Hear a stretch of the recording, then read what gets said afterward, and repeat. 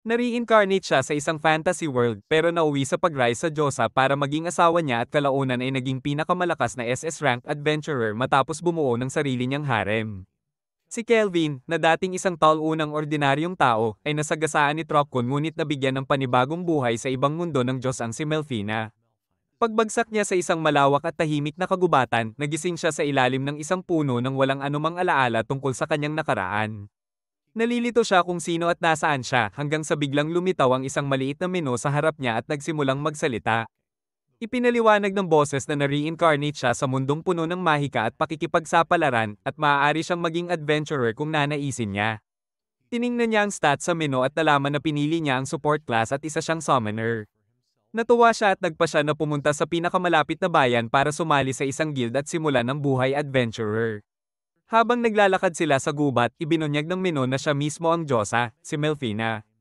Pagdating nila sa mataong bayan, ipinaliwanag ni Mel kung bakit nawala ang alaala niya, matapos niyang mamatay, pumili siya ng napakaraming abilities at kasama niyon, nagawa niyang i-rise si Mel, dahilan para sumama ang Diyosa sa kanyang bagong buhay. Nagtanong si Kelvin kung bakit hindi niya ito nakikita, at sagot ni Mel, kulang pa siya sa mana para makita ang tunay nitong anyo. Pagpasok niya sa guild, binigyan siya ng receptionist ng form. Habang ilalagay na sana niya ang summoner bilang class, agad siyang pinigilan ni Mel dahil sobrang bihira ang summoner at malamang siya lang ang mayroon nito sa buong kaharian. Kapag nalaman ito ng iba, maaaring magdulot ito ng problema. Kaya nilagay na lang ni Kelvin na isa siyang mage. Natanggap niya ang kanyang guild card bilang F-rank adventurer. Paliwanag ng receptionist, kailangan niyang matapos ang 10 quest para ma-promote. Pinakita sa kanya ang listahan at pinili niya ang slime hunting sa kagubatan para masubukan ang kanyang summon ng magic. Bago umalis, binili niya ang isang lumang kahoy na wand gamit ang natitirang pera niya at nagtungo sa kagubatan upang kumita. Pagdating doon, nakakita siya ng ilang slime at nagtago sa mga palumpong. Nang i-check niya ang stats, nakita niyang mahina ang mga ito, kaya nagpa siya siyang gumamit muna ng physical attack sa halip na magic. Tumalon siya palabas at sinugod ang slime gamit ang staff, pero mabilis itong umiwas at tinamaan pa siya sa dibdib, dahilan para matambe siya. Tumayo si Kelvin at muling umatake pero 3 beses siyang tinamaan ng slime at napabagsak ulit. Sa huli niyang pagsugod, umiwas pa rin ang slime, ngunit agad siyang nakabitaw ng pangalawang hampas at nataman ito, halos maubos ang HP. Lumapit si Kelvin, iniunat ang mga kamay, at nag-activate ang magic. Naganap ang kontrata at matagumpay niyang nakuha ang slime bilang summon. Pinangalanan niya itong Clotho at sinabi na kailangan pa nilang manghuli ng mas maraming slime. Pagsapit ng gabi, nakakita na rin sila sa wakas ng isang grupo ng slimes. Dahan-dahan silang lumapit mula sa likod ng mga palumpong. Sinabi ni Kelvin kay Clotho na siya ang bahala sa slime sa kanan habang si Kelvin naman ang haharap sa isa pa. Pagkaraan ng ilang sandali, tumalon sila palabas ng bushes. Gumamit agad si Kelvin ng wind magic upang hatiin ang slime habang si Clotho ay nagpakitang gilas gamit ang parabang boxing footwork bago niya tinapos ang kalaban. Nagulat si Kelvin dahil tila napakalakas ni Clotho. Tiningnan niya ang menu at napagtanto na kahit level 1 pa lamang ito, napakataas na ng stats. Ipinaliwanag ni Mel na dahil siya ang nag-iisang SS rank summoner sa mundong ito, natural lang na maging pambihira at malakas ang mga nilalang na kaya niyang i-summon. Habang nag-uusap pa sila, nakakita si Clotho ng isa pang slime at agad nitong pinabagsak sa lupa. Tinawag siya pabalik ni Kelvin bago pa ito makalayo. Pagbalik nila sa bayan, ibinenta ni Kelvin ang mga core ng slimes at kumita ng sapat upang makabili ng pagkain at matutuluyang kwarto para sa gabi.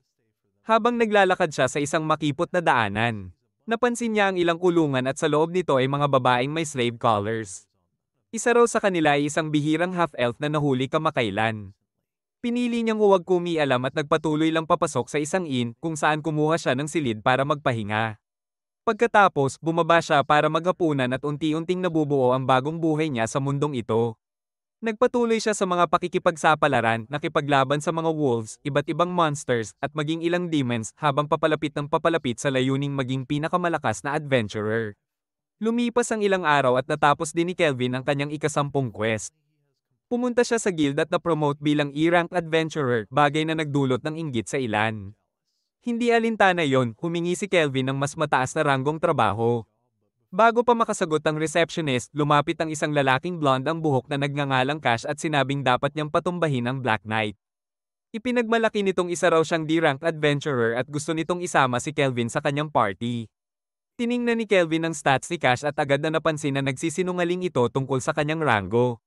Tinanggihan niya ang alok at imbes ay nagmungkahi na magpaligsahan sila kung sino ang mauunang tumalo sa Black Knight. Nagulat si Cash ngunit pumayag din bago umalis ng guild. Naisip ni Kelvin na posibleng magtangkang mag-set up ng patibong si Cash pero nagpasya pa rin siyang tumuloy dahil gusto niyang subukan kung hanggang saan na ang lakas niya. Paglabas ni Cash, nagtungo siya sa isang alley at nakipagkita sa kanyang mga kasamahan, isang blue-haired na nerd at isang malaking brute. Sinabi ng brute na gusto lamang niyang bugbugin ang kahit sino at may masamang ngiti si Cash habang sinasabing huwag siyang mag-alala dahil may nahanap na siyang biktima. Pagdating nila sa kastilyo ng Black Knight, nagmamadali silang pumasok. Ngunit pagkapasok pa lamang nila sa pinto, tumambad ang lahat ng monsters na nakahandusay at wala ng buhay. Biglang lumitaw si Kelvin mula sa mga anino at sinabing nahuli na sila. Ipinahayag niyang nasa likod ng susunod na pintuan ng Black Knight, ngunit upang makarating doon, kailangan muna nilang labanan siya. Nagulat si Cash sa pangyayari, ngunit bago pa siya makapag-isip, ininis ni Kelvin ang brute sa pamamagitan ng pagsabing isa itong matabang talunan na hindi pa nakakita ng babae kailanman. Nagngalit ang brute at sumugod, ngunit ginamit ni Kelvin ang magic para gawing quicksand ang lupa, dahilan upang matrap ang mataba sa gitna nito. Sumunod, nagbitaw si Kelvin ng mga wind slash, ngunit na-block ito ng brute habang ang dalawa pa ay bahagyang nakaiwas. Dahil dito, natakot ang nerd at tumakbo palayo, ngunit agad na nag-summon si Kelvin kay Clotho upang habulin ito.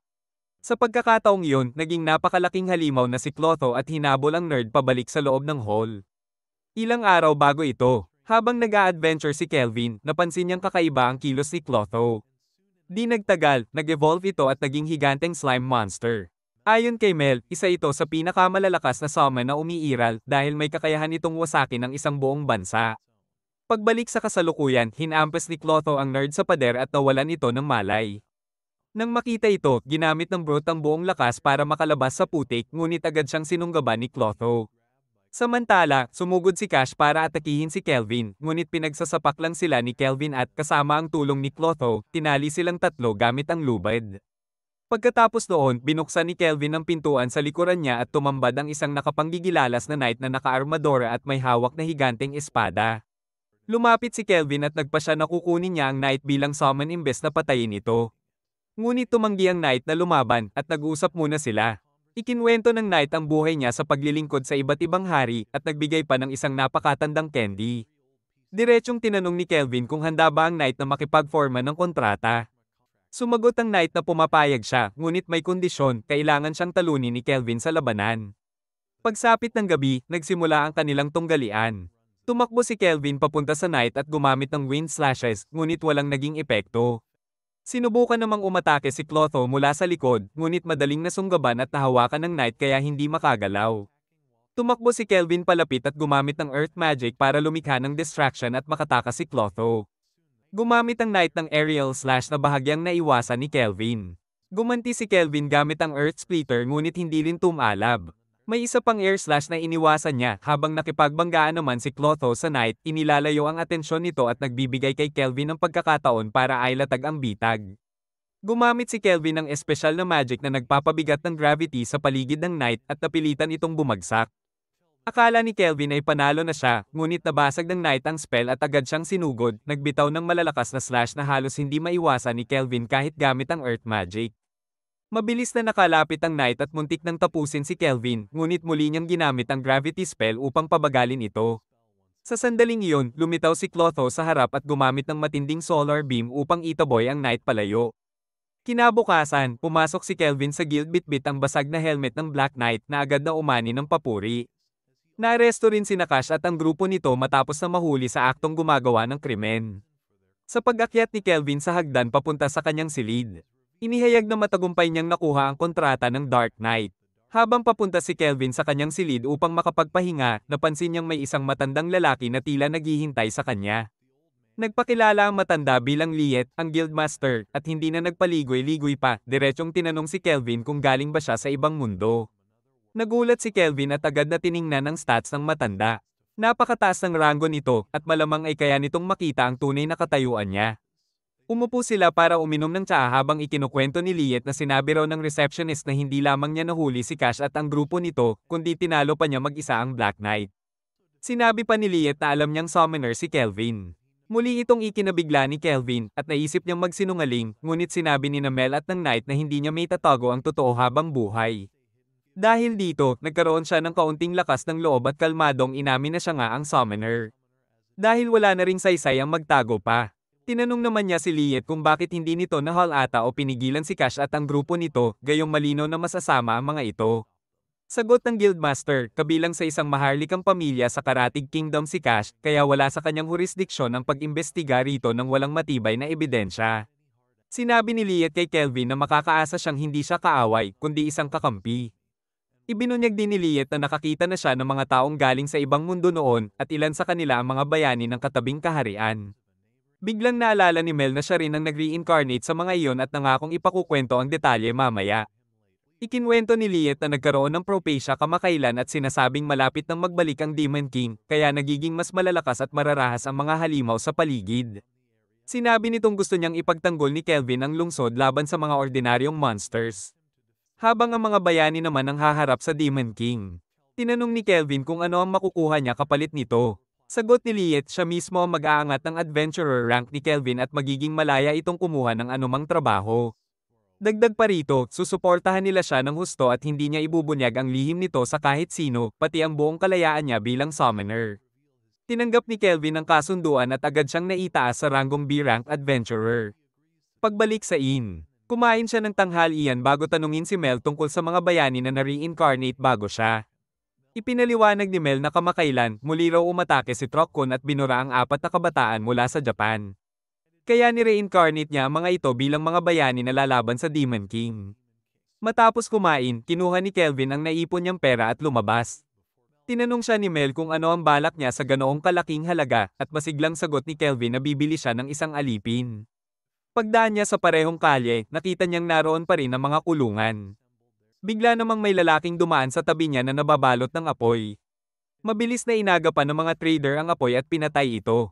Galit na galit ang lalaki at umalis matapos ang nangyari. Habang kinausap ni Kelvin ang mga ngalakal ng alipin, ipinaliwanag nito na isa sa mga alipin niya ay may sumpang nagdudulot ng pagkasunog sa sinumang humawak sa kanya. Pagtingin ni Kelvin, nakita niyang ito ay ang kalahating elf na babae. Sinuri niya ang stats nito at nagpasya siyang bilhin ng babae kahit nagulat ang mga ngalakal at paulit-ulit na binanggit ang sumpa. Takot at nakaposas ang kalahating elf, ngunit sumunod pa rin kay Kelvin. Ilang sandali pa, tinangka siyang hawakan ni Kelvin ngunit umatras siya dahil sa sumpa. Kalmado siyang sinabihan ni Kelvin na huwag mag-alala, hinaplos ang ulo niya at ginamit ang SS rank magic para alisin ang sumpa. Nabigla ang babae, napaiyak sa pasasalamat at ipinakilala ang sarili bilang Ephial na ibinente sa pagkaalipin mula nang ipanganak. Dinala siya ni Kelvin sa inn at ipinahanda ang pagkain. Nang sabihin niyang alipin si Ephial, dinala siya ng may-ari sa paliguan para linisin. Pagbalik, naka-maid outfit na si Ephial. Kumain sila at bumalik sa kwarto kung saan ipinaliwanag ni Kelvin ang lahat sa kanya at ipinakita ang iba pa niyang summons. Tiningnan nila ang stats ni Ephial at tinaasan ang level niya bago matulog para sa susunod na mga misyon. Lumipas ang ilang buwan at naging mahusay ang koordinasyon ng kanilang grupo. Na-max ni Ephial ang archery skills at kasama ng flame magic niya, kaya niyang pumatay ng kalaban sa isang tama, mahalaga dahil siya lamang ang ranged attacker sa grupo. Pagkatapos nilang talunin ng isang malaking punong halimaw, bumalik sila sa guild. Binati sila ng receptionist dahil sa sunod na misyon, mapopromote si Kelvin sa A-rank habang si Ephial naman ay makakakuha ng B-rank card. Sinabi rin niya na hindi dapat kabahan si Ephial dahil nung kumuha ito ng C-rank exam dati, ginamit niya ang invisibility para talunin ng madali ang instructor.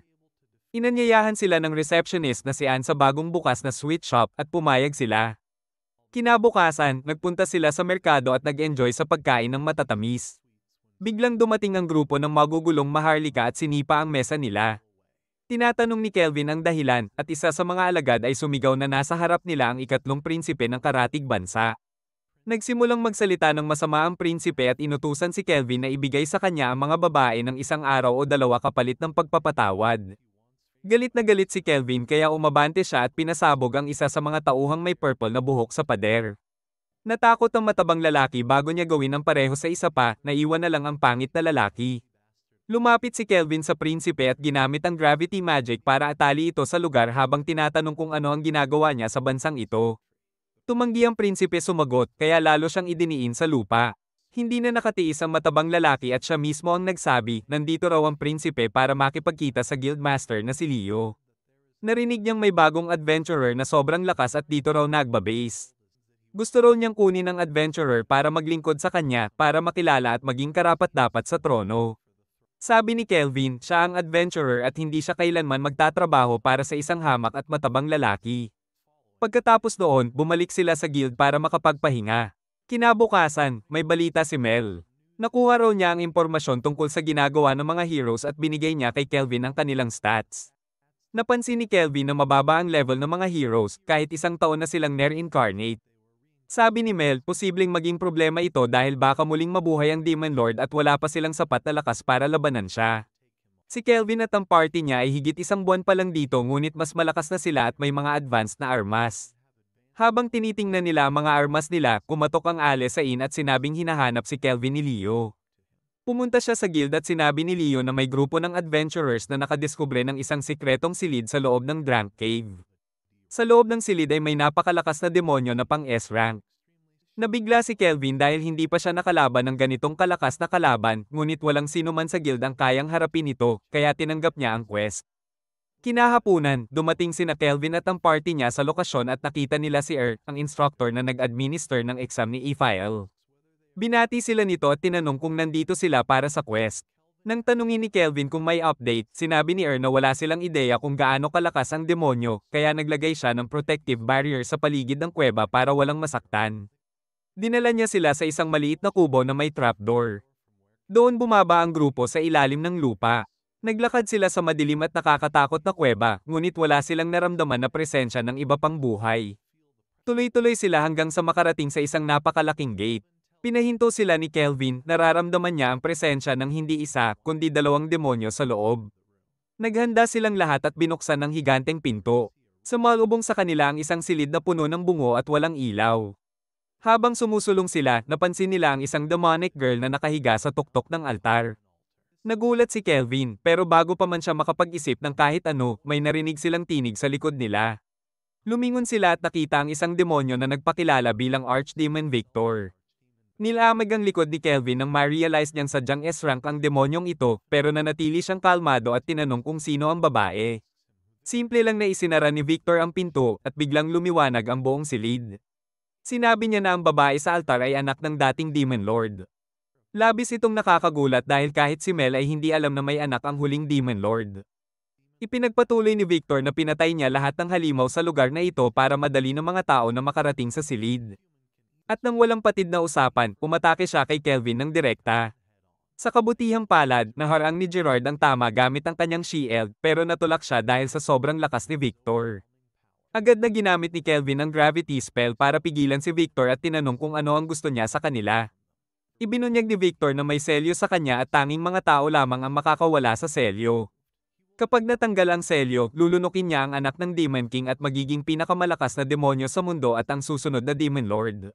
Sa pagkakataong iyon, nakalaya siya mula sa gravity spell at handa nang patayin si Kelvin at ang kanyang party. Pero sa halip na matakot, napuno si Kelvin ng excitement dahil hindi pa siya nakaharap sa ganitong lakas ng kalaban. Naguguluhan si Victor dahil mukhang mas excited si Kelvin kaysa matakot. Kaya gumamit siya ng black magic spell at lumikha ng maraming undead monsters mula sa mga bungo na agad na umatake sa mga bayani.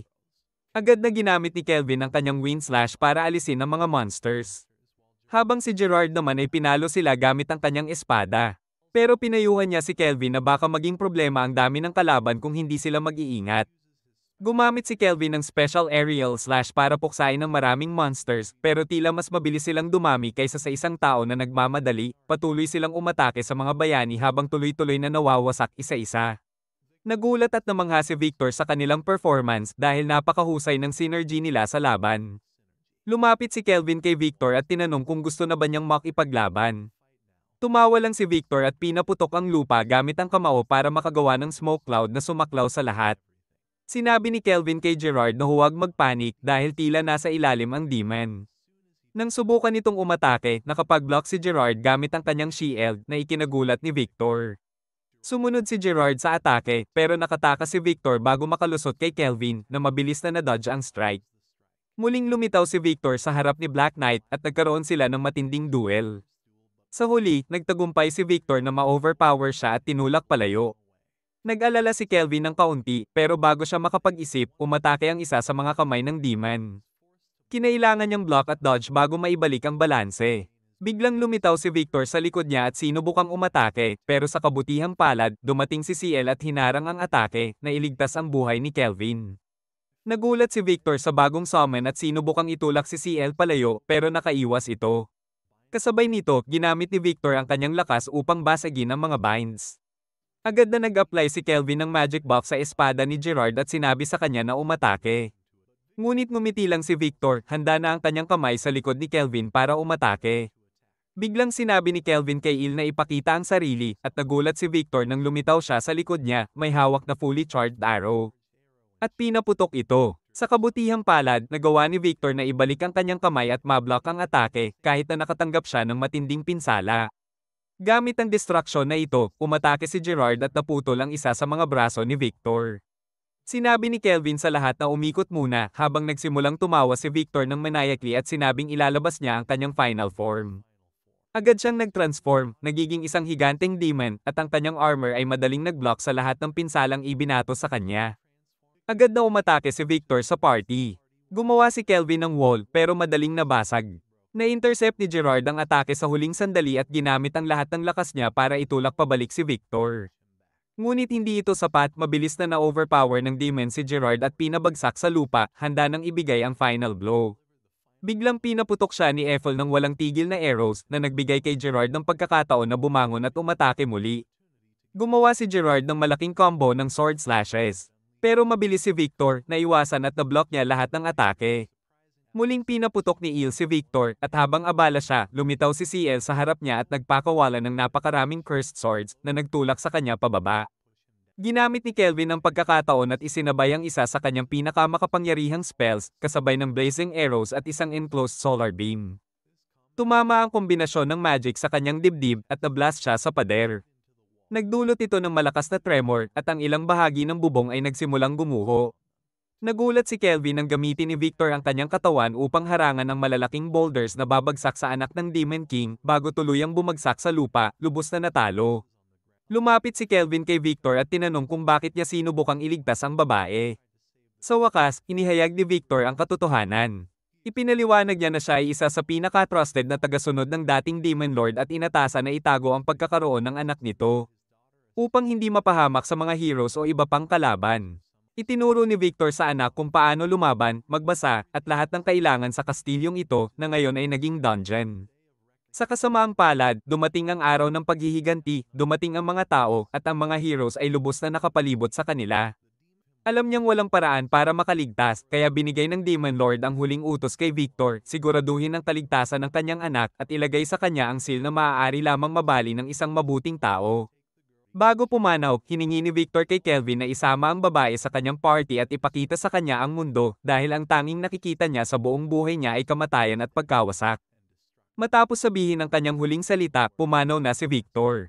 Lumapit si Kelvin sa altar at binasag ang seal na nagising ang babae mula sa kanyang koma. Alam niya kung ano ang nangyayari at agad na napaiyak habang sinisikap ni Kelvin na aliwin siya.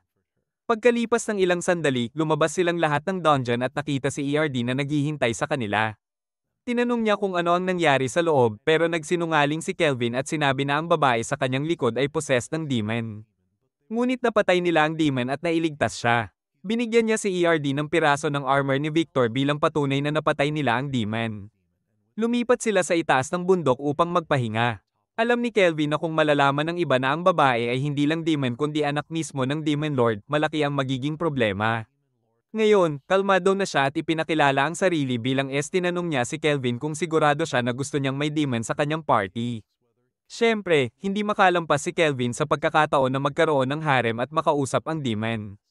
Pinuri ni si Kelvin na nagawa niyang talunin si Victor, isa sa pinakamalalakas na demon noong kanyang panahon, at tinanong kung sino ba talaga siya.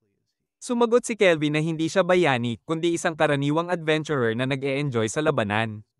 Tinanong niya kung handa na ba si na sumama, pero natatakot pa ito dahil hindi pa siya nakalabas ng mansion at lalo pang makapunta sa bayan. Sa tulong ni Il at ng iba, naaliw at naipaliwanag sa kanya kung gaano kahusay at kamangha-mangha ang buhay sa labas. At sa huli, handa na siyang sumama. Naglakbay sila pabalik sa bayan at lahat ng nakikita ni ay bago sa kanya. Nasasabik siya sa bawat maliit na bagay, mga nagtitinda ng prutas, merchants, blacksmiths, at maging sa mga fountains.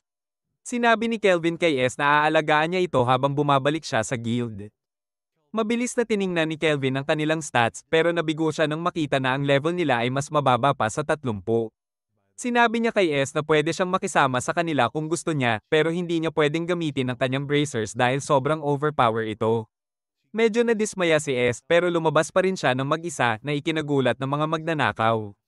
Ngunit ngumiti lang si Karen at sinabi sa kanyang mga tauhan na huwag saktan ng babae dahil gusto ng boss na fresh ang biktima. Isa sa mga lalaki ang lumapit pero tinamaan lang ng maliit na suntok at natulak palayo na ikinagulat ng grupo. Nagkumpol si Karen ng paliwanag at sinabing, "Fluke lang yon." Sumugod ang iba pang mga tauhan sabay-sabay pero pareho silang natulak palayo sa parehong paraan. Habang sinusubukang durugin siya ng isang malaking lalaki gamit ang higanteng martilyo. Nagulat ang lahat nang mapigilan ni S ang martilyo gamit ang isang kamay lamang.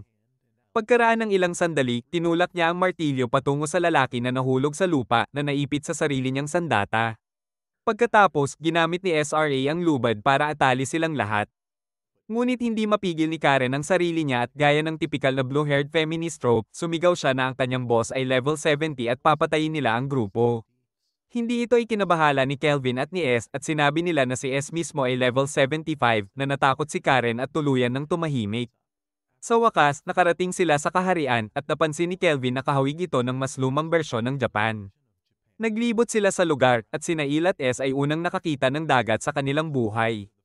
Pagkatapos, diretso silang pumunta sa Adventurers Guild kung saan sinalubong sila ng isang matandang babae.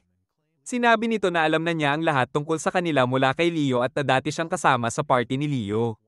Dahil dito, mas nagtitiwala si Kelvin sa kanya at sinabi niya ang tungkol sa mga magnanakaw na nahuli nila. Tiniyak ng babae na seryoso siya at sinabi na ang grupong iyon ay kilala bilang Blackwind na dati nang natalo ng ilang AR-ranked adventurers na ngayon kinikilala bilang pambansang bayani. Ayon sa kanya, pinili ng mga bayani na kontrolin ang grupo at gamitin ito bilang front sa slave trade.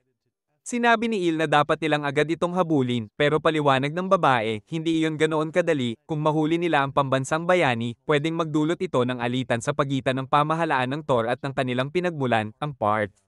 Habang nag-iisip si Kelvin, naramdaman niya ang presensya ng mga tao sa harap ng gate ng lungsod. Nakumpirma ang kanyang hinala nang makita niyang papasok sa lungsod ang hero at ang kanilang party. Sinabi niya sa guildmaster na kung ang hero party ang sumupil sa gang na ito, hindi madidismaya ang publiko. Dahil hindi sakop ng alinmang gobyerno ang mga hero, walang magiging problema sa aspetong iyon. Sumasang-ayon ng guildmaster at inimbitahan ng mga hero sa guild bago ipaliwanag ang sitwasyon sa kanila. Samantala, pumasok sina Kelvin at ang party niya sa hideout ng mga magnanakaw. Binuksan nila ang pinto na natama ng isa sa mga magnanakaw at nawalan ng malay at nakita ang isang joker-looking na lalaki na nang-aabala sa ilang babae. Bago pa man siya makarespond, itinulak siya ni Gerard sa pader at nawalan ng malay. Pagkatapos, nagpatuloy sila at binuksan ang pinto ng kwarto ng mga leader at agad na naganap ang clash. Mabilis na tiningnan ni Kelvin ang kanilang stats pero nabigo siya nang makita na ang level nila ay mas mababa pa sa 30. Inisip ng leader ng grupo na kasing lakas niya sila pero agad na sinabi ni Kelvin na mas madali pang talunin ang buong party niya kaysa maghugas ng pinggan bago siya nagpakawala ng magic attack. Samantala, pumasok ang hero party sa dungeon at naglakad sa mga koridor, naghahanap ng mga alipin. Nakakita sila ng pinto at binuksan ito at nakita si CL sa harap ng mga alipin. Agad na hinugot ng lalaki ang kanyang espada, pero isang babae sa mga alipin ang tumakbo sa harap ng slime at sinabi sa hero na ang slime ay pag-aari ng adventurers na nagligtas sa kanila. Medyo nagdadalawang isip ang grupo, pero ipinaliwanag ng ina ng babae na may ilang AR-ranked adventurers na dumating dati at nailigtas nila sila. Bago sila umusad para harapin ang mga leader, iniwan nila ang slime upang masigurong ligtas ang mga alipin. Pagkatapos, sinabi ng babae sa mga hero na dapat silang sumunod ng mabilis dahil mga veteranong mandirigma ang mga leader at hindi nila kayang labanan ito ng mag-isa. Agad na nagmadaling lumabas ang hero party sa silid at natagpuan nila ang isa pang pinto. Pumasok sila sa silid at nakita ang mga tunay na leader ng gang sa sahig, ngunit nagkamali sila at inakala na AR-ranked adventurers ang nasa harap nila.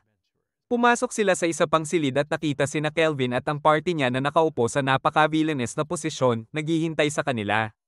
Patuloy na kumikilos si Kelvin na parang masama at sinabi kay Toya, ang hero, na walang laban ng AR-ranked adventurer sa kanya at umiiyak pa sila noong tinatalo niya sila at hindi man lang niya kailangan magsikap.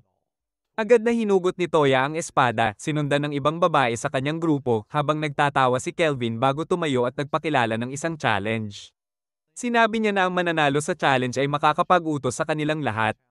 Dahil sa kakulangan ng pag-iisip ng Hero Party, pumayag sila. Sinabi ni Kelvin na siya lang ang lalaban sa kanila ng sabay-sabay at pwede nilang gamitin ang anumang paraan para talunin siya.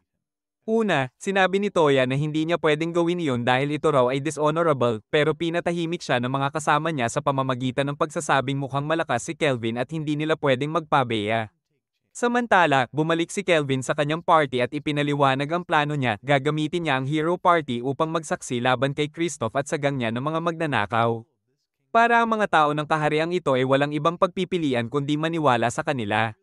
Bukod pa rito, gusto rin niyang makita kung gaano kalakas ang Hero Party at para magamit ang kanyang bagong secret equipment. Naghanda ang Hero Party at inilabas ang kanilang mga special skills, sabay-sabay na umabante kay Kelvin, iniisip na caster lang siya at hindi makakalaban sa malapitang laban. Ngunit mas malakas si Kelvin at ginamit lamang ang mga magic blast na tumigil kay Toya at sa isa pang kasama niya sa spot. Sinubukan ng long-haired girl na gumamit ng aerial slash pero agad itong naiwasan ni Kelvin at pagkatapos ay inatake siya ng tamer ng kanilang party na may dragon sa kanyang backpack.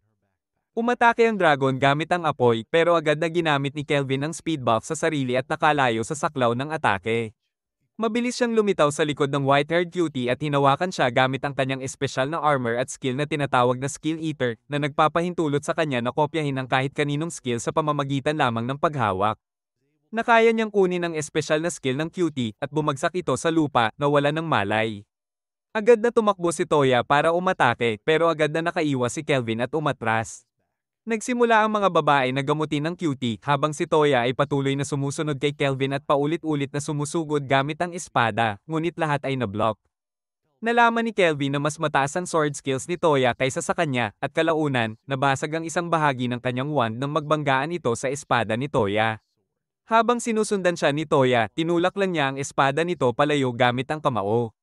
Nagulat si Toya, pero patuloy pa rin sa pag-atake, habang si Kelvin ay nakikipaglaban gamit lamang ang kanyang mga kamay, na ikinagulat ng mga babae dahil kahit na may S-rank sword skills si Toya, kayang labanan siya ni Kelvin ng walang armas.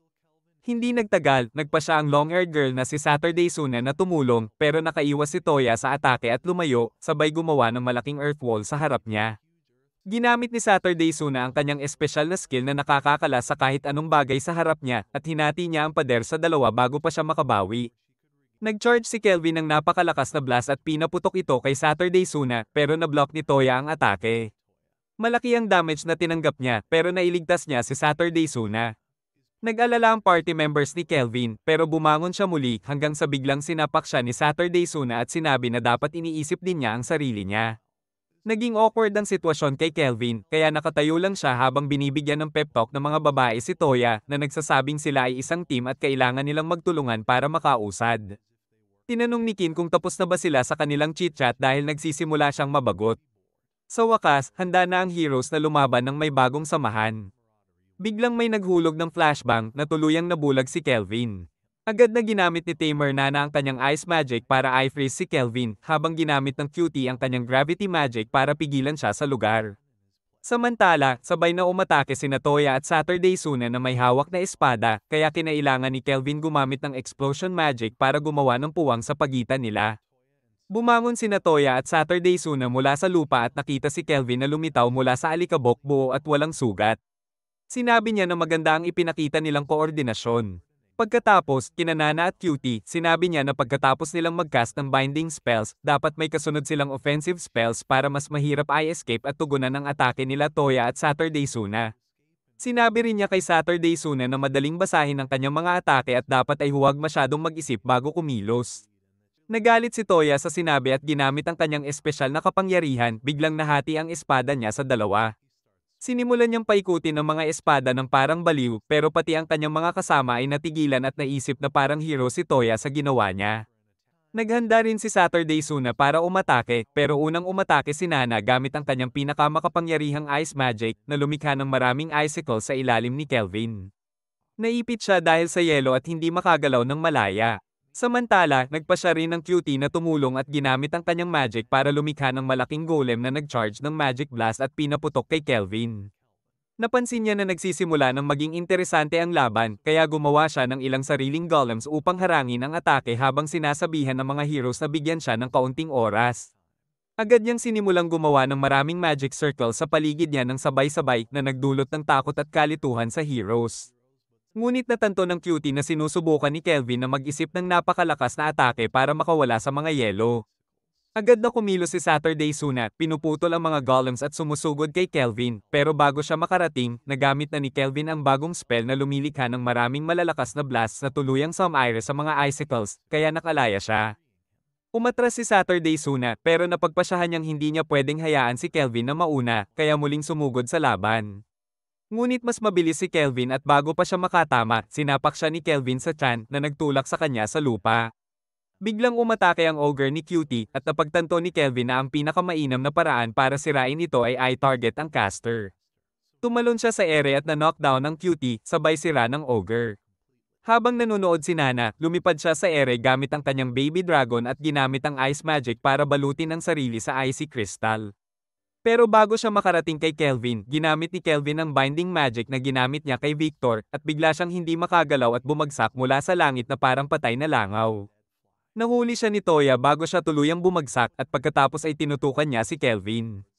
Galit na galit, sinugod siya ni Toya at nagpakawala ng malulupit na atake, pero paulit-ulit itong na-block ni Kelvin ng malinis. At nang mag-charge si Toya para sa isang malaking strike, malinis na na-bypass ni Kelvin ang kanyang depensa at na-uppercut siya, na nagpahiga sa kanya. Ilang sandali ang lumipas, nagising si Toya mula sa kanyang pagkakatulog at agad na tumingin sa paligid, nakita ang kanyang mga kasamahan na nag-aalala habang nakaupo si Kelvin sa tabi ng slave girl. Sa una, hinanap ni Toya ang kanyang espada, pero napansin niya si CL na nakaupo sa kondongan ng babae. Naguluhan siya at tinanong kung ano ang nangyayari. Ipinahayag ni Kelvin na isa lang siyang adventurer at nailigtas nila ng kanyang party ang mga slave girls bago dumating ang hero party. Nagtanong si Toya kung bakit kailangan pa nilang lumaban, pero naalala niya na habang nakikipaglaban sila, paulit-ulit siyang tinuturo ni Kelvin sa kanilang mga pagkakamali at marahil tinuturuan. Agad na humingi ng tawad si Toya at yumuko, humihingi kay Kelvin na turuan pa siya kung paano mas epektibong lumaban sa isang party. Kinabukasan, nakipagkita si Kelvin sa Guildmaster na nagpasalamat sa kanya sa paghuli ng Blackwind Thieves at sinabi na lahat sila ay nasa dungeon ngayon. Tinanong siya kung mananatili siya sa lungsod ng mas matagal, pero sumagot si Kelvin na malamang ay aalis siya pagkatapos magpahinga ng kaunti. Pagkatapos, pumunta sina Kelvin, ang kanyang party, at ang hero party sa isang maliit na kuweba sa tabi ng dagat. Dito, nakipaglaban sina Toya at ang kanyang party laban sa isang higanteng squid monster bilang pagsasanay. Habang tinuturo ni Kelvin ang kanilang mga kahinaan bilang party at bilang individual. Ginabayan niya sila sa laban at di nagtagal, patag na ang squid sa lupa. Pagkatapos ng laban, naupo silang lahat sa picnic na inihanda ni Il at nagsimula silang kumain. Ikinwento ni Toya kay Kelvin kung paano siya na-incarnate sa mundong ito. Ayon sa kanya, nagre-relax siya kasama ang kanyang mga kaibigan sa classroom nang biglang nagsimulang lumiwanag ang paligid. Nakilala nila ang isang diyosa na si Mel, na nag-reincarnate sa kanila sa mundong ito. Nagising sila sa loob ng isang katedral sa harap ng isang priestess na mula noon ay gumagabay sa kanila. Ipinunto ni Toya na kailangan nilang maging maingat sa kanilang sarili at hindi basta-basta sumugod sa panganib dahil lang gusto nilang iligtas ang iba. Humingi siya ng paumanhin sa kanyang mga nagawang pagkakamali at sinabi na maraming beses siyang nailagay ang kanyang team sa panganib dahil sa kanyang hero's complex. Biglang bumalik si S at sinabi na nakakuha siya ng malaking isda. Pero nang hilahin niya ito mula sa tubig, napagtanto nilang isang S-rank water dragon pala ito. Halos parang naglalaro, pinagsuntok-suntok ni S ang dragon habang nagulat ng husto sina Toya at ang kanyang party sa kakayahan niya na labanan ng isang S-rank monster nang halos hindi man lang pawisan. Pagkatapos ng araw na iyon, nagpaalam na sina Toya at ang kanyang party. Binigyan sila ni Kelvin ng pendant, bawat isa na siya mismo ang gumawa bilang good luck charm. Sumakay ang mga hero sa isang barko at lumayo mula sa baybayin habang pinapanood sila ni Kelvin at Gerard. Lumingon si Kelvin at sinabi kay Gerard na balak niyang magpatuloy sa pag-a-adventure sa kontinente at tila sang-ayon si Gerard sa planong iyon. Habang nag-uusap, dumating ang isang mensahero na may dalang mensahe mula sa reyna ng Torrej na humihiling ng kanilang presensya sa korte. Agad silang nagtungo sa kastilyo. Napansin ni Kelvin ang laki ng kastilyo at ang sinaunang Japanese architecture nito. Sinabi ni Gerard na narinig niya na ang unang emperador ng rehiyong ito ay isang tao rin na nasummon bilang hero mula sa ibang mundo at dinala ang ilang tradisyon na binago ang lugar na ito. Pagpasok sa kastilyo, inalis nila ang kanilang mga sapatos at yumuko sa reyna. Sinabi ng reyna na huwag silang mag-alala sa formalities at nagpasalamat sa kanila sa pagtulong sa paghuli sa Blackwind Thief Gang. Ipinaliwanag niya na karaniwan, magdaraw siya ng malaking pampublikong seremonya para parangalan sila bilang mga hero, pero dahil sila ay mula part, maaaring magdulot ito ng isyu sa mga lokal. Tinanong niya si Kelvin kung ano ang nais niyang gantimpala para sa ginawa niya at kung kaya ng kanyang kapangyarihan, ipagkakaloob niya ito. Sagot ni Kelvin na alam niyang nagpoproduce ang Tosh ng pananim na kahawig ng bigas sa kanyang mundo at hiningi niya ang permiso na bilhin ang pananim mula sa kaharian. Nagulat ang reyna at tinanong kung bakit hindi siya humihingi ng pera. Katanyagan, o kayamanan. Sagot ni Kelvin na hindi siya masyadong interesado sa mga bagay na iyon at gusto lang talaga niyang magkaroon ng bigas para sa sarili. Natawa ang reyna sa sinabi ni Kelvin at sinabi na hindi niya kailangang bumili ng kahit ano. Iaayos niya na mapuno ang kanyang wagon ng bigas at kapag naubos ito, pwede lang siyang sumulat ng liham at ipapadala niya ulit ang dagdag. Pagkatapos, nag-organisa siya ng maliit na banquet para sa ating mga heroes at sabay-sabay silang kumain ng maraming bigas kasama ang ilang tradisyonal na Japanese dishes na labis nilang nagustuhan. Ilang araw ang lumipas at nanatili si Kelvin sa kastilyo kasama ang kanyang party bilang bisita ng reyna. Dumating si Il sa kanyang kwarto at nagsimulang gumawa ng maraming Japanese food. Naikinabilib ng lahat dahil sa kanyang mataas na rank sa pagluluto. Habang kumakain ng rice balls, dumating din ang reyna upang subukan ang pagkain at sinabi na kahit ang kanyang mga chef ay hindi makakagawa ng rice ball na kasing sarap nito. Tinanong siya ng reyna kung gusto niyang manatili sa Tosh at magtrabaho para sa kanya, pero magalang na tinanggihan ni Kelvin, sinasabing sila ay mga adventurer at kadalasan ay hindi nagtatrabaho para sa iba. Natawa ang reyna at sinabi na kung sakaling magbago ang isip niya, malugod siyang tatanggapin sa tour. Nang gabing iyon, naghanda na silang lahat para bumalik sa part nang sabihin ng reyna na gagamit sila ng espesyal na paraan ng paglalakbay. Bumaba sila sa dungeon at nakita ang isang teleporting gate. Ipinaliwanag ng reyna na konektado ito sa gate ng part at agad silang makarating doon kapag dumaan. Nagpaalam sina Kelvin at ang party sa reyna at dumaan sa gate hanggang sa tuluyan silang nakarating sa kanilang hometown. Kinabukasan, naupo si Kelvin sa dining table habang umiinom ng tsaa at sinabi kay Il na bumili siya ng bahay para sa kanila at dito na sila maninirahan mula ngayon.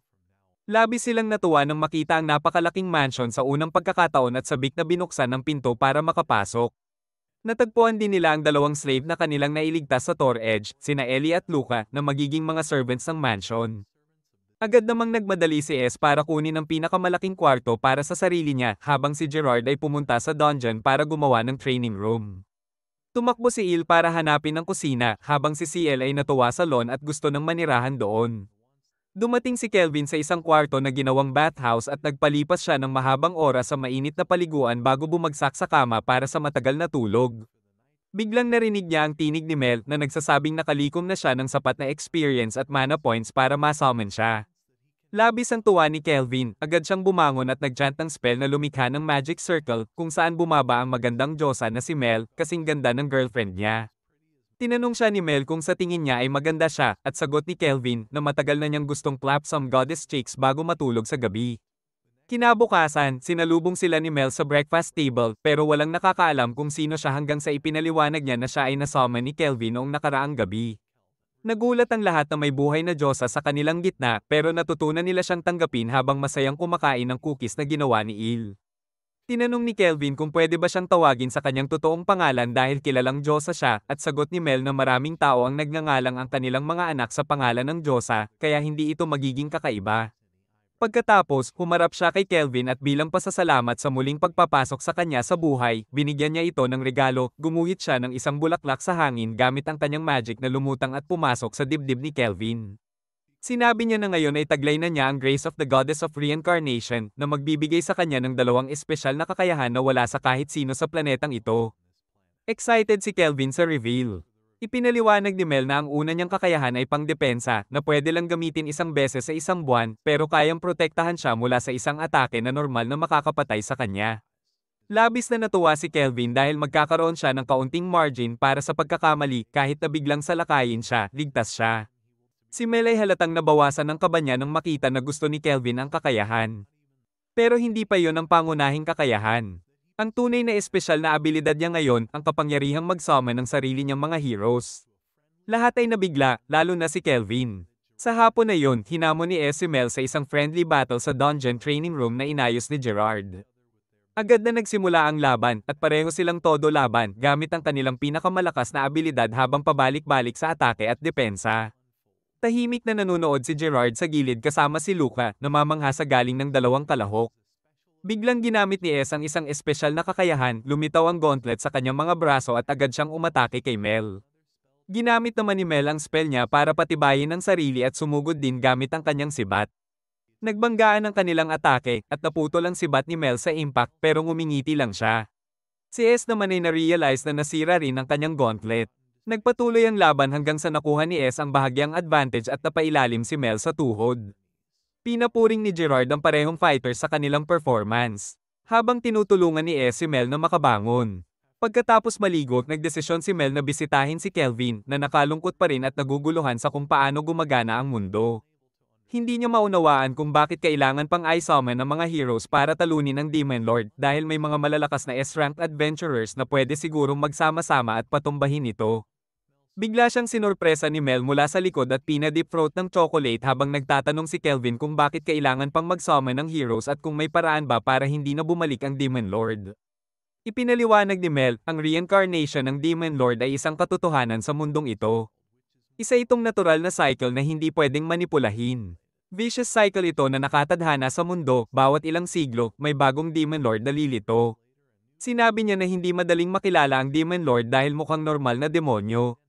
Pero may dalawang espesyal na katangian, una ang kasamaan sa loob ng Demon Lord ay kusang dumodoble at tumitindi hanggang sa kahit gaano siya kabait sa simula, sa pag-ikot ng panahon ay magiging pure evil ang kanyang personalidad. Ikalawa, pinakamakapangyarihan niyang kakayahan, kaya niyang i-nullify ang anumang uri ng magic. Labis na nagulat si Kelvin at nagtanong, paano ba namin siya matatalo kung kayang i-nullify lahat ng magic niya? Ngumiti si Mel at sinabi kay Kelvin na ito ang dahilan kung bakit ang mga heroes ay galing sa ibang mundo dahil hindi sila mula sa mundong ito. Hindi sila sakop ng natural order dito at ang kanilang magic ay iba rin sa natural na magic ng mundong ito.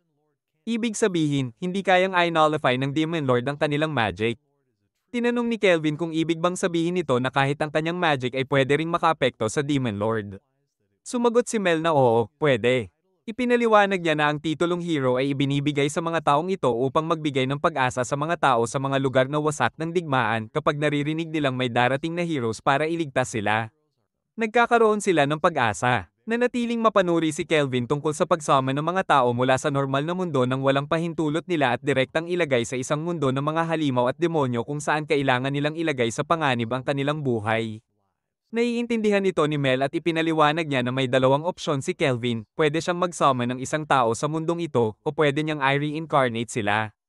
Ang pinagkaiba, ang mga sinusummon ay mga buhay na tao na teleported sa mundong ito, katulad ng Heroes Party. Ang mga near reincarnate naman ay tulad ni Kelvin na napatay sa mundong dati at binigyan ng pagkakataong magsimula ng bagong buhay sa ibang mundo. Mas malinaw ito kay Kelvin at mas handa siyang i-reincarnate ang isang tao. Na binibigyan sila ng pangalawang pagkakataon sa buhay katulad ng sa kanya. Pagdating ng gabi, nakapagdesisyon na si Kelvin, i-reincarnate niya ang isang hero sa mundong ito, nagtipon ng lahat sa dungeon habang inihahanda ni Kelvin ang kanyang espesyal na kakayahan sa unang pagkakataon. Nakapila silang lahat habang tinatawag ni Kelvin pabalik ang kanyang mga summons. Binigyan siya ni Mel ng shot ng Russian vodka sapagkat gusto niyang i-summon mismo si Vladimir Putin. Inumpisahan niyang bigkasan ng mga spell. At biglang lumitaw ang malaking magic circle sa sahig. Gumamit ito ng malaking halaga ng mana points kaya umupo si Kelvin sa isang upuan at uminom ng tsaa habang naghihintay na lumitaw si Putin parang isang posh na British. Tinanong niya si Mel kung nagkamali ba siya o may nagawang mali. Calm na sumagot si Mel na maghintay lang siya dahil ang taong i-reincarnate ay mukhang siya mismo ang pumipili ng kanyang skills at iba pang detalye. Pagkaraan ng ilang sandali, sinabi ni Mel na tapos na ang selection process. Biglang lumitaw ang isang anino mula sa magic circle. Nang mawala ang alikabok, bahagyang nadismaya si Kelvin nang makita na imbes na si Putin, isang ordinaryong Chinese factory worker ang near reincarnate. Nag-look around ang batang babae, naguguluhan at medyo walang malay. Lumapit si Kelvin sa kanya ng mahinahon at sinabi na ligtas siya, hindi niya kailangan mag-alala. Ipinaliwanag niya na siya ang nag-summon sa kanya sa mundong ito. Ngumingiti agad ang bata at ipinakilala ang sarili bilang Rio. Sinabi niya na nakatagpo siya ng isang anghel bago dumating dito at sinabi sa kanya na magiging hero siya balang araw. Ngumiti si Kelvin at sinabi na totoo yon. Agad namang napaiyak si Rio sa tuwa at niyakap si Kelvin, mukhang labis siyang relieved na mabigyan muli ng pagkakataon sa buhay, at sa sobrang pagod, natulog siya habang umiiyak. Tinitingnan ni Kelvin si Rio ng may paghanga, pero hindi nagtagal ay nakaramdam din siya ng matinding antok dahil halos naubos niya ang lahat ng mana points niya para ma-summon si Rio. Pagdating ng kalagitnaan ng gabi, nagising si Rio mula sa kanyang mahimbing na tulog at saglit na nalito hanggang sa maalala niyang na-reincarnate siya sa bagong mundong ito. Naalala niya ang kanyang huling sandali sa ospital matapos siyang mabangga ni Trucko na nasa pagwawala at kahit ang mga doktor ay hindi na siya nailigtas. Kinuha ang buhay niya at ganoon na lamang natapos ang mundo niya. Lumabas siya sa mansyon at labis na natuwa nang makita ang napakagandang night sky puno ng kumikislap na bituin. Tumakbo siya sa damuhan sa sobrang saya, ngunit nadapa rin kalaunan dahil hindi pa siya sanay tumakbo ng ganoon. Biglang lumitaw si Kelvin at ngumiti sa kanya. Sinabi niya na pareho silang na-reincarnate sa mundong ito. Nabangga rin siya ni Truckon at nadala rito, ngunit kakaunti na lamang ang mga alaala niya tungkol sa dati niyang buhay. Ikinwento niya na noong una, lubos siyang nalito dahil wala siyang kaibigan, kakampi, o kahit sinong kilala, at nasa isang ganap na bagong mundo siyang mag-isa. Pero kalaunan, nakagawa siya ng maraming kaibigan. Unti-unting naging tahanan niya ang mundong ito. Patuloy siyang nag-adventure, nakipaglaban sa iba't ibang halimaw, at bago niya namalayan, naging A-rank adventurer na siya. Naisip ni Rio kung bakit parang nagyayabang pa ang lalaking ito, pero sinabi niya na noon pa man ay gusto na niyang mabuhay sa isang fantasy world dahil isa siyang gamer na hindi tumatapak sa labas at walang kaibigan. Kaya nang piliin siya ni Truckon bilang susunod na mababangga, nagulat siya, pero sa isang banda ay natuwa rin. Nagpasalamat siya kay Kelvin sa pag-summon sa kanya sa mundong ito. Ngumiti si Kelvin at sinabi na pareho silang itim ang buhok na bihira sa lugar na ito. Kaya sinabi niya sa lahat na sila ay magkapatid mula sa isang malayong lupain na ang pangalan ay Alabama. Masaya si Rio nang marinig iyon at opisyal na siyang isinama sa harem at party ni Kelvin. Kinabukasan, dinala ni Kelvin ang buong party kasama sina Ellie at Lucas sa Enchanted Forest para sa parang picnic. Sobrang saya ni Rio at tumatakbo kung saan-saan para makita ang lahat ng bago sa mundong ito. Tinanong ni na Ellie at Luca kung bakit sila isinama. Ipinaliwanag ni Kelvin na naglagay siya ng 2 golem sa gate para bantayan ang bahay. Ngunit gusto pa rin niyang malaman nilang dalawa kung ano ang pakiramdam ng combat. Para kung sakaling malagay sila sa panganib, hindi sila matatakot at kaya nilang ipagtanggol ang kanilang sarili. Samantala, pinuputol ni Gerard ang isang halimaw, nililinis ni CL ang isa pa, at si S ay bigla na lamang sumuntok ng puno, walang malinaw na dahilan. Maya-maya, nagpasya silang magpustahan kung sino ang makakahuli ng pinakamaraming halimaw, kaya pumasok sila ng mas malalim sa kagubatan. Habang naglalakad, biglang sinabi ni Ephial kay Kelvin na nararamdaman niya ang malakas na presensya ng isang stray monster na papalapit. Sinabi ni Kelvin kay Mel na bantayan sina Luca at Ellie habang siya naman ay tumayo upang salubungin ang halimaw. Ang halimaw ay isang shadow wolf na lumitaw sa harap nila na nakalabas ang pangil at handang umatake. Ngunit nang tumalon ito upang sumunggab, agad gumamit si Kelvin ng gravity spell na tumulak pabalik sa lupa ang lobo at hindi na ito makagalaw. Tahimik na lumapit si Kelvin sa beast at hinintay niyang bumaba ng kaunti ang HP nito bago gumawa ng contract. Agad pumasok ang lobo sa pokeball ni Kelvin at ngayon ay isa na sa kanyang mga summons. Pagkatapos, isinummon niya ulit ang lobo na agad naging paborito ng mga babae at niyakap nila ito. Biglang napansin ni Il na may paparating na si at ang kanyang party sa gubat. Dumating si ERD at tila nagulat na makita si Kelvin doon. Tinanong niya kung ano ang nangyayari at sinabi ni Kelvin na nandito sila para sa isang maliit na picnic. Ipinaliwanag ni ERD na ang party nila ay nagkaroon kamakailan ng pagkakataon na maging rank B. Pero kailangan nilang manghunt ng maraming monsters sa loob ng isang tiyak na oras para makumpleto ang challenge. Naiinggit ang buong party ni nang makita ang lobo dahil nakukuha nito ang atensyon na hindi nila kailanman makukuha. Pinagsabihan sila ni na kontrolin ang sarili. Ipinakilala ni Kelvin ang mga babae sa party ni pero mas lalo lang itong nagdulot ng inggit kaya tumakbo sila palabas ng gubat habang sinusubukan ni na pigilan sila. Pagkaraan ng ilang sandali, bumalik sina Gerard, K, at S mula sa gubat at sinabi na nakita nila si at ang party niya sa gubat. Ipinaliwanag ni Kelvin na nandito sila para sa exam nila at kailangan nilang patayin ang maraming monsters sa gubat. Nang marinig ito, napangiti silang may guilt. Tinanong ni Kelvin kung ano ang nagawa nila at ginamit ni S ang kanyang magic para i-check ang presensya ng monsters. Iniulat niya na wala siyang makita na kahit isang monster sa buong gubat. Nangumuso si SRA at ngumiti bago ipinaliwanag na napatay nila lahat ng monsters. Naramdaman ni Kelvin ang pagka-horrified, ngayon ay hindi na makukuha ni ang promotion niya. Agad siyang bumalik sa bayan at humingi ng tawad kay at nangakong kakausapin si Leo para ipaliwanag ang nangyari. Sinabi ni na huwag siyang mag-alala at tinitigan ng party ni Kelvin, sinabi na sa tingin niya maaaring handa na si Kelvin para sa S-rank exam. Kinabukasan, nilinis ni Kelvin at Rio ang lobo para siguraduhin hindi ito mukhang marumi tulad nung nasa gubat. Sinabi ni Rio na naiintindihan niya ang sinasabi ng lobo dahil sa kanyang espesyal na kakayahan na ikinagulat ni Kelvin dahil hindi niya pa narinig ang ganitong ability dati. Hindi nagtagal, tinawag ni Gerard si Rio sa dungeon para tapusin ang kanilang sword practice. Sa mga susunod na araw, araw-araw na nag-practice si Rio ng espada, nag-e-enjoy sa pangingisda kasama si S. Nag-eehersisyo kasama si Luca at nag-a-adventure sa likod ng lobo. Natutulog siya araw-araw kasama ang lobo na nagbibigay kay Kelvin at Mel ng oras para sa kanilang pribadong sandali. Isang gabi, nagising si Kelvin dahil sa biglaang galaw at nakipagkita kay Rio at ang lobo habang natutulog ang iba. Nakabantay si Gerard sa pintuan habang sinabi ni na may napapansin siyang mga kaina-hinalang lalaki na nag-aabang sa mansion nila sa gabi. Gumamit si Kelvin ng magic para makita ang mga lalaki. At napansin niyang ang pinakamataas na rank sa kanila ay level 26 na napakababa. Tinanong ni kung dapat ba niya silang harapin, pero sinabi ni Kelvin na manatili siya sa mansion at utusan si Rio na labanan ang mga ito kasama ang lobo. Sinabi ni Kelvin na kailangan niyang harapin ang maraming human sa mundong ito at ito ay magiging isang test kung gaano na siya kalakas.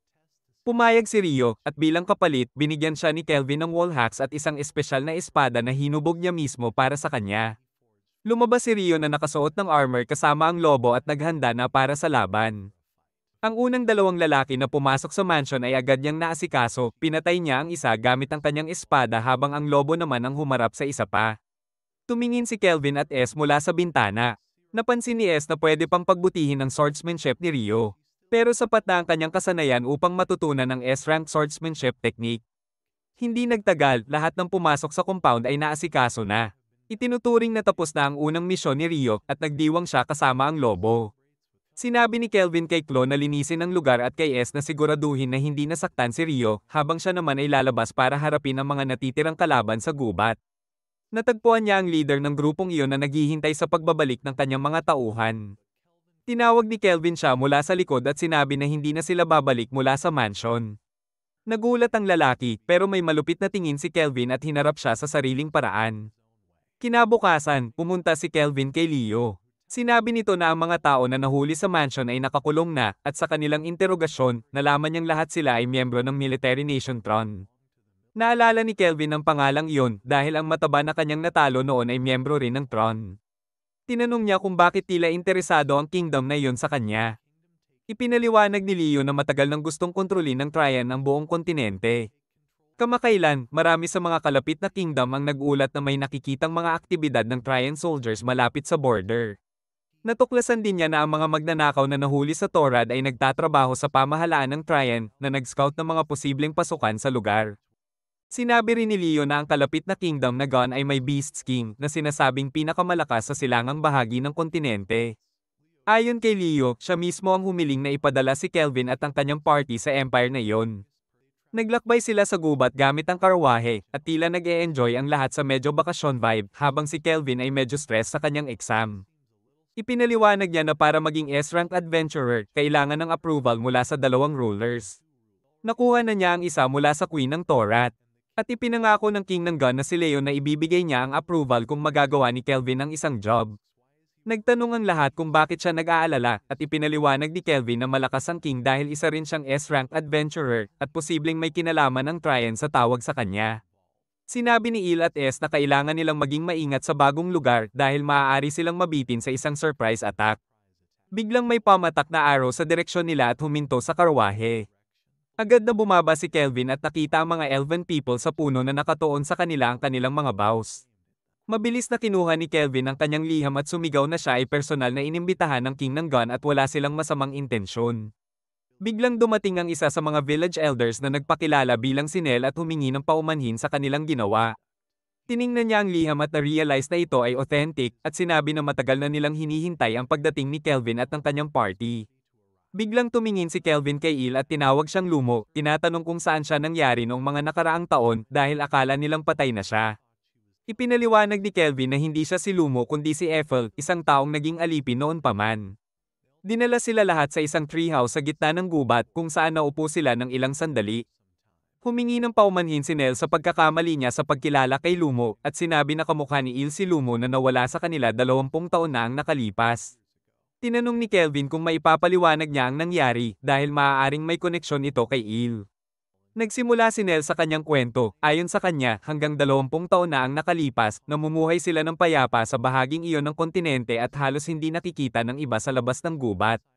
Ngunit isang araw, inatake sila ng Fire Dragon King. Isa sa mga pinakamakapangyarihang dragon. Sinabi niya sa mga villagers na may isang elf na hindi siya nirerespeto at gusto niyang lumapit ang elf na iyon. Kung hindi, ipinangako ng dragon na sisirain ang buong nayon. Hindi alam ng mga villagers kung ano ang sinasabi ng dragon, kaya sinimulan nitong sunugin ang buong nayon. Napatay niya ang kalahati ng mga elf at sinunog ang lahat. Biglang sumulpot si Lumo, isa sa mga elves ng nayon, at lumapit sa dragon. Sinabi niya sa dragon na ibaling ang galit sa kanya at hayaang mabuhay ang ibang elves. Tiningnan siya ng dragon at sinabi na hindi siya ang may sala, pero isa siyang incel na hindi pa nakakaamoy ng babae. Ginamit niya ang pagkakataon at sinabi kay Lumo na kung handa siyang maging asawa niya, papayagan niyang mabuhay ang ibang villagers. Pumayag si Lumo at dinala siya ng dragon sa likod bago lumipad palayo. Hindi na sila nakita pa ng kahit sino. Tinanong ni Kelvin kung ayos na ang lahat, ano pa ang problema ngayon. Sumagot si Nell na ilang taon matapos iyon, natagpuan nila ang patay na katawan ni Lumo sa gubat. At natatakot silang maaaring bumalik ang dragon para maghiganti. Tumingin lahat kay Il, at tinanong ni Gerard kung posible bang anak ng Dragon King si Ethel at Lumo Mel. Tumawa si Mel at tinawag siyang idiot, sinabing size does matter, at tiyak na virgin ang Dragon King.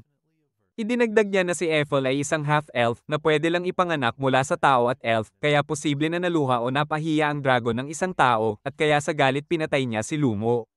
Sinabi ni Kelvin na dapat nila isulat ang kanilang fanfiction sa Tumblr.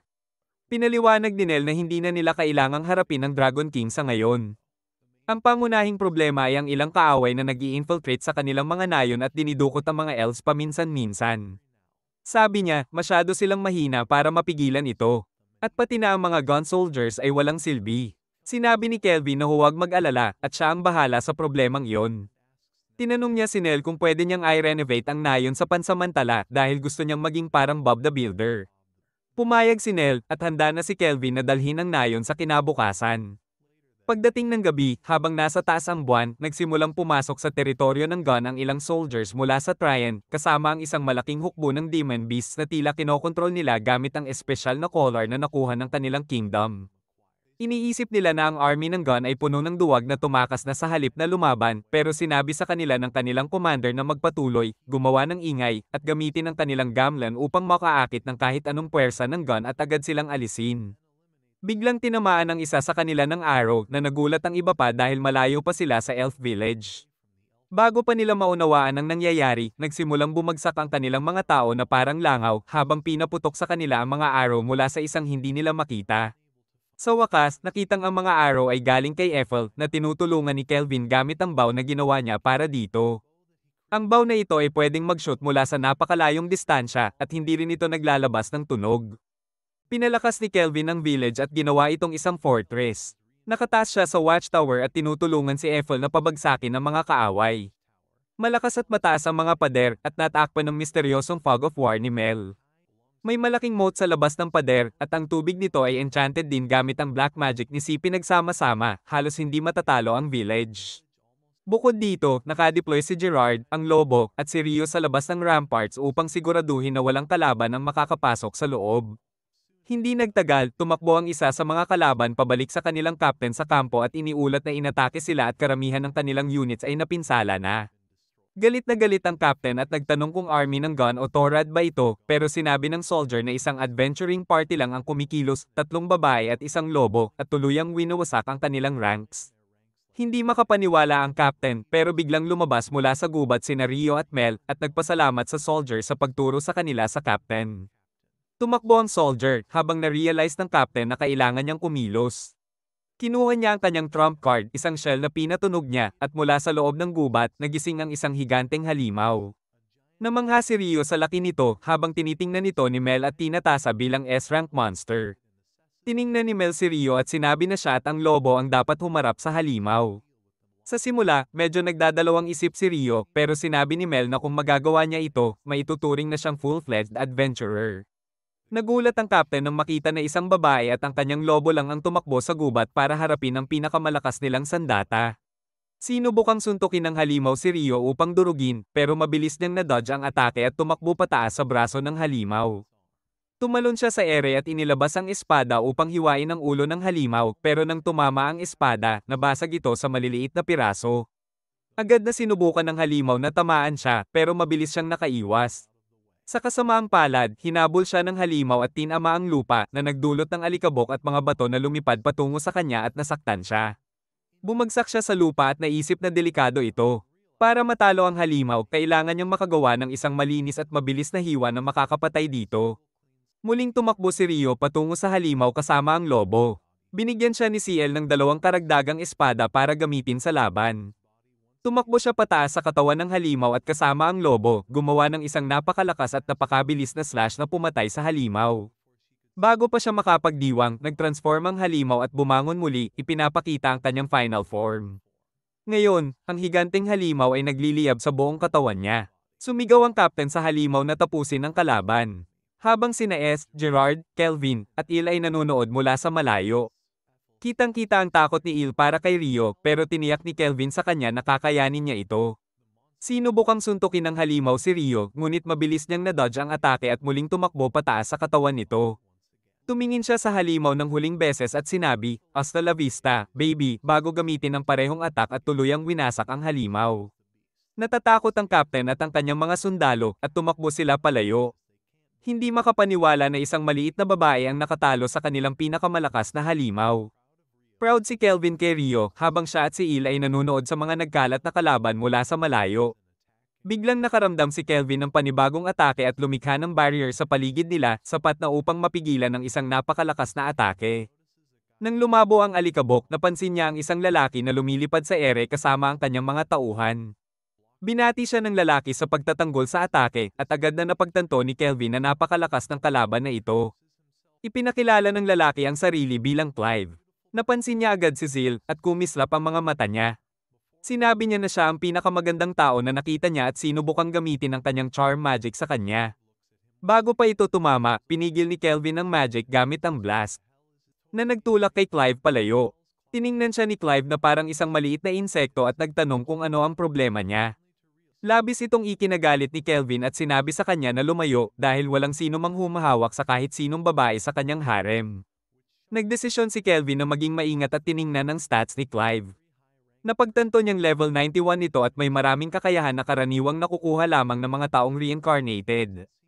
Agad niyang tinanong si Clive kung siya ba ay reincarnated. Naikinagulat nito. Na-realize ni Clive na mataas ang rank ni Kelvin at reincarnated din ito, pero hindi siya masyadong nag-alala. Alam ni Kelvin na maaaring lumala agad ang sitwasyon, kaya sinabi niya kay Ethel na bumaba sa tower at magtago. Nang makita ni Clive si Ethel na tumatakbo, sinubukan niyang sumigaw sa kanya, pero agad siyang ginulantang ni Kelvin gamit ang isang malakas na hangin na nagtulak kay Clive at ang kanyang mga tauhan palayo. Ginamit ni Kelvin ang pagkakataon upang sirain ang tower at gawing 4 na higanteng lances. Handa nang umatake. Nang makita niya si Clive mula sa alikabok, agad niyang pinaputok ang isa sa mga lances, na nagulat si Clive, pero sobrang lakas pa rin ng kanyang depensa kaya naitaboy ang lance. Inamin ni Clive na medyo nakakatakot sana kung hindi dahil sa kanyang superb defense magic, pero sinabi ni Kelvin na hindi pa tapos ang laban bago niya pinaputok ang 4 na lances ng sabay kay Clive. Tinamaan ng 4 na lances si Clive mula sa iba't ibang direksyon, pero lahat ay naipigil ng kanyang magical barrier. Habang nanunood, nagdesisyon si Kelvin na gumamit pa ng mas maraming magic blast, pero lahat ay walang epekto. Tumawa si Clive at sinabi na sinasayang lang ni Kelvin ang oras at enerhiya niya. Ipinaliwanag niya na walang physical o magical attack ang makakadaan sa kanyang barrier, at kadalasan, kahit ano pa ang makakakontak dito, agad itong nadidisintegrate. Pero malakas ang magic ni Kelvin. Kaya hindi pa nasa Syra ang mga lances. Bago pa niya magawa ang susunod na hakbang, ginulantang ni Clive at pinalipad ang lahat ng lances palayo. Sinabi niya kay Kelvin na tumingin sa likod niya. Biglang napansin ni Kelvin ang isang atake papunta sa kanya, pero agad niyang na-block gamit ang kanyang staff habang ginagamit ang tatlong lances para depensahan ang iba pang kalaban. Nang maobserbahan niya ng mabuti, napansin ni Kelvin na lahat ng babae ay tila charm ni Clive at kontrolado na siya. Ginamit niya ang pagkakataon para itulak silang lahat palayo. Sinabi ni Clive na dapat na lang siyang sumuko dahil hindi niya kayang talunin ang lalaki. Biglang isang napakalakas na beam ang tumama sa kanyang barrier at tuluyang winasak ito. Nagulat siya at tumingin pababa, may nakatayo at nakatuon sa kanya ng bow. Samantala, nag-summon si Kelvin ng maraming golems at binigyan sila ng mga lances para pantayin ang laban, pero iniutos na huwag patayin ang mga babae. Nagsimula ang labanan, na nagdala kay Kelvin at Clive sa isang one-on-one fight. Kinuha ni Clive ang kanyang staff at handa na sa laban. Pareho silang lumipad pataas sa ere. Pinuri ni Clive si Kelvin sa kakayahan nitong makasabay sa kanya, pero handa si Kelvin na subukan kung sino ang mas mabilis at hinamon niya ito. Agad namang nagpadala ng magic blast si Clive, pero na-dodge ni Kelvin at nag-reply gamit ang isa niyang magic beam, na na-block naman. Habang lumilipad sa ere, ang tila laban ng dalawang mages ay mabilis na naging isang World War II style dogfight, paligid ang langit sa kanilang aerial stunts at walang tigil na pagpapaputok ng magic blasts. Mukhang may advantage si Clive habang hinahabol siya ni Kelvin, pero mabilis na nai-dodge ni Kelvin halos lahat ng atake. Biglang lumapit sila sa mga fighting golems ng delikado, pero tuloy lang ang atake ni Clive at halos tamaan ang kanyang mga tauhan. Nag-alala si Kelvin at sumigaw. Warning na maaapektuhan ng kanyang team kung patuloy siya. Pero hindi iniinda ni Clive at tuloy-tuloy lang ang barrage, kaya kinailangan ni Kelvin gumawa ng maneuver para siguraduhing ligtas ang mga babae. Habang patuloy silang umaakyat sa langit, pinagtawanan ni Clive si Kelvin dahil masyado itong nagmamalasakit sa mga tao sa mundong ito. Sinabi niya na hindi sila taga rito, kaya bakit dapat silang mag-alala sa mga tao. Nag-init ang ulo ni Kelvin sa sinabi ni Clive habang iniisip ang lahat ng relasyon at koneksyon na nabuo niya sa mga tao sa mundong ito. Parehong naghanda si Kelvin at Clive. Inilagay ni Clive ang kanyang barrier, habang si Kelvin naman ay nagpasya na gamitin ang isa sa kanyang pinakakapangyarihang attacks. Nagtagpo sila sa ere, at ang resulta ay nakapaminsalang clash, isang napakalaking blast ang sumabog. Napagtanto ni Clive na nasira ang kanyang barrier, habang nawawala naman kay Kelvin ang kanyang staff sa epekto ng banggaan. Nakakuha rin si Clive ng maliit na gasgas sa mukha, pero para siyang babae bago ang kanyang time of the month, naiinis siya sa maliit na bagay at nagsimulang sumigaw na sisirain niya ang lahat. Sinimulan niyang i-charge ang kanyang S-rank magic na parang isang napakalaking natural na sakuna. Lila ang buong langit. Lahat ay nakatitig sa kanya sa kalangitan at napagtanto ni Kelvin na maaaring magkaroon nito ng napakalaking epekto. Dumaloy ang malakas na hangin pataas sa langit habang lahat ng villagers ay natataranta. Bumaba si Kelvin sa isang mountaintop at kinuha ang isang bagong staff mula sa close as. Sinimulan niyang i-charge ito ng magical energy hanggang sa mag-alab. Habang handa na si Clive sirain ang buong lugar, nag-transform ang staff ni Kelvin sa isang magical sword at nagtagpo sila sa ere sa isang napakalaking collision. Sa pagkakataong ito, panalo si Kelvin. Hiniwa niya ang magic at tuluyang na-nullify ito. Humihinga siya ng mabigat at napansin na si Clive ay nasa mas malalang kondisyon, nakahiga sa lupa at naputol ang mga binti. Lumapit si Kelvin sa legless bastard na may matibay na determinasyon para tapusin ang kanyang buhay. Pero bago niya maibigay ang final hit, may dumating na sumagip kay Clive. Lumingon si Kelvin at nakita ang isang mechanical monster na may dala kay Clive at isang lalaki na may salamin na nagpakilala bilang Tristan. Sinabi nito na isa siya sa mga generals ng Traian Army at siya ang nagplano ng pag-atake sa mga villages. Lumapit si Kelvin at na-realize na ang teleportation na nakita niya ay isa sa mga special abilities ng isang summoner at nagtataka kung sino talaga si Tristan. Sinabi ni Tristan na talo sila sa araw na iyon at magbabalik, ngunit hindi ito ang huli nilang pagkikita, malamang ay magkikita sila muli mas maaga kaysa inaasahan ni Kelvin. Pagkatapos, nawala siya. Sa wakas, tapos na ang labanan. Nakipag-ugnayan ng lahat kay Kelvin upang alamin kung ayos siya. Sumagot siya na ayos lang siya at lumutang pabalik sa village. Ipinahayag ni ilang balita ng kanilang tagumpay kay Nell at hindi makapaniwala sa tuwa. Alam niyang nailigtas ang village at agad niyang iniutos sa mga villagers na maghanda ng banquet para sa kanilang mga heroes. Pagdating ni Kelvin sa ramparts, napansin niya sina Mel, SI, at Rio na tila nagre-race. Nanalo sa karera si Rio. Pinuri ni Kelvin ang lahat para sa kanilang kontribusyon sa laban. Pagdating ng gabi, nagkaroon sila ng isang malaking party. Pagkatapos nito, umakyat si Kelvin sa tuktok ng burol para magkaroon ng kaunting oras para sa sarili. Pero sinundan siya ni Kling-Giil at nagsimulang makipag-usap sa kanya ng kaunti. Hindi naglaon, dumating din ang natitirang bahagi ng kanyang party kasama ang isang maliit na elf girl na agad na niyakap si Kelvin. Biglang tumawa ang elf girl ng maniacally bago ipinahayag na siya pala ay King Leon ng kingdom na ito. Lahat ay lubos na naguluhan. Pero ipinaliwanag niya na may item siya na nagpapahintulot sa kanya na baguhin ang anyo ayon sa gusto niya. Ginamit niya ang avatar na ito upang magtago at panoorin si Kelvin sa laban. Ipinagmamalaki niyang sabihin na pumasa siya sa exam na nangangahulugang si Kelvin ay opisyal ng S-rank adventurer. Sinabi rin niya na magkakaroon sila ng malaking seremonya sa kingdom kung saan ia-award ang kanyang rank at pagkatapos ay magkakaroon ng maliit na tournament para sa iba pang S-rank adventurers. Nabuhayan ng dugo si Kelvin at nasa sabik na makilahok sa isang tunay na tournament. Ngayon na naantala muna ang laban, bumaba sila sa burol upang magpahinga at makakuha ng mahusay na tulog para handa silang harapin ang anumang hamon na darating sa kanila sa hinaharap.